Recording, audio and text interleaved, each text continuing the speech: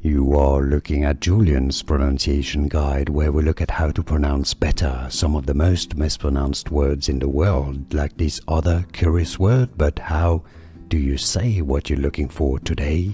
Let's learn how to pronounce this German word.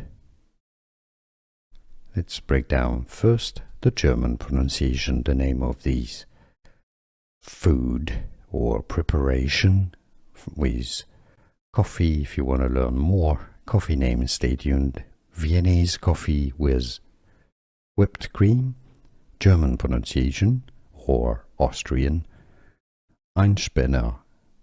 Einspanner. Now in English it is pronounced as Einspanner. Einspanner, or you can say it as Einspanner. Here are more videos on how to pronounce more confusing words and names too many mispronounced. Like this video if you found it useful. I appreciate your support. I'll see you soon and thanks for watching.